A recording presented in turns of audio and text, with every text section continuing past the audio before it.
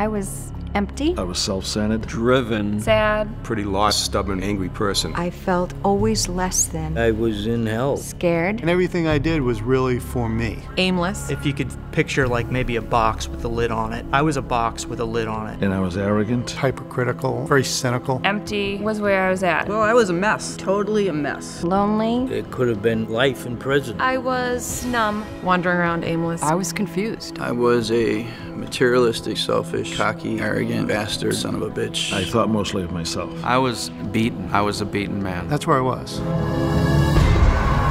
Bad things just keep happening. And I was pregnant and I almost miscarried and ended up being homeless, and I was like living in a car when I was pregnant. I had to get up and have a drink in the morning, and I had to have a drink at noontime, and I had to have a drink at 5 o'clock, and then another one at 8 o'clock just to function. Me and my friends got involved in drugs at the age of about 14, and I continued using drugs in one way, shape, or form, or changing drugs throughout my entire life till I was about 41 years old.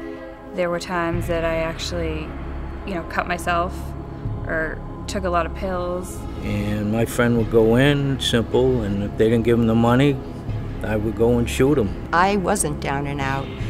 I lived in $1 million house on Cape Cod. My parents both drank a lot, used drugs. My dad was very abusive. What used to just resonate within me again was there had to be more to life.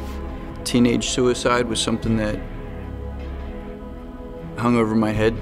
We were homeless. My family was homeless, living in churches or people's basements or whatever. There was a loaded gun next to me, and could have easily done it. I was given a civil fine of $245,750,000. About 35 years ago, yeah, my best friend, tried to throw me off a third-floor balcony.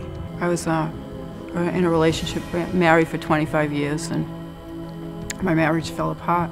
There was a lot of lying and just deceit and backstabbing and just things I could never imagine somebody could do that you were married to.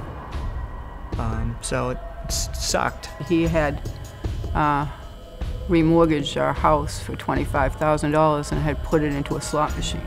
Everything that I had wanted, that I had dreamed of and hoped for in my life was gone.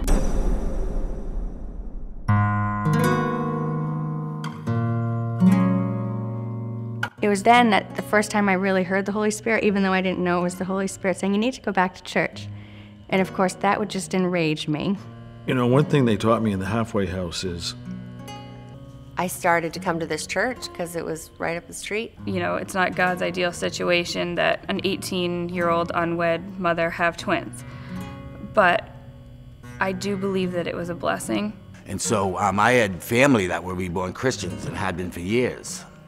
So one morning I called one of them up. I said, I'm there like, I want to talk to you about a spiritual matter. And they came over and I gave my life to Christ to them there in my driveway, and that's how this began. Not only did I physically change with the drugs and the drinking, but I started to change as a person, realizing that God was doing things, that Jeff and I were getting along, that Jeff and I were falling back in love.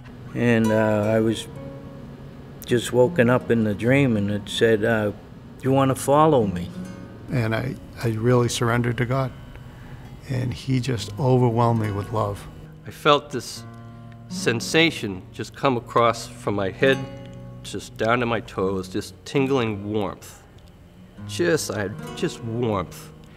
Like, it's okay. Everything is okay. There was a Seinfeld episode, actually, that was kind of funny, but George was in the diner downstairs, and he was trying to pick up the beautiful woman came in, and he's like, well, what am I gonna go tell her? I'm a 38-year-old bald guy that lives at home, and I have no job. And they're like, well, whatever you've been doing, it doesn't work, so do the opposite. So he goes over and he's like, hi, I'm George, I'm 38 years old, I'm bald, I have no job, and I live with my parents. And she's like, hey. So to me, that was a message from God to me, because it's like, whatever you're doing, Steve, this isn't working. Do the opposite and see how it goes. So it was like, without the love of Christ, with the love of Christ. It was very simple, pretty much.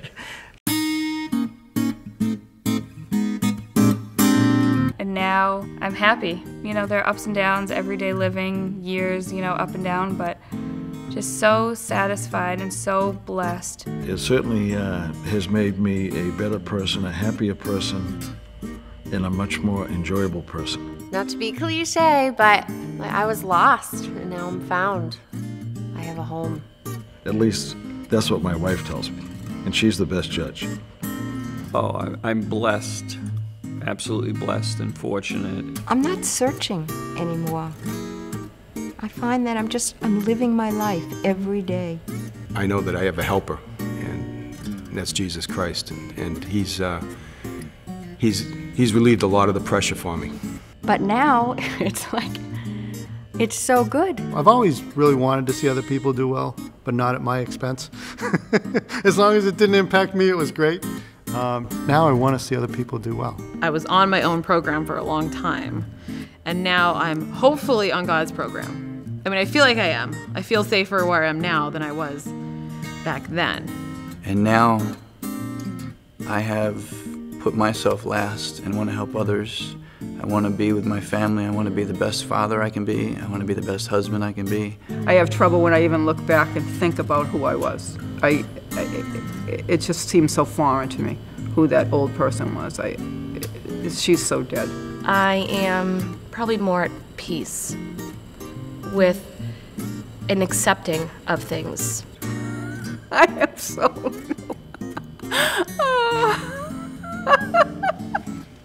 I am now a man with a plan, God's plan for my life. Yes, this is the new Karen. See, this is the new Karen.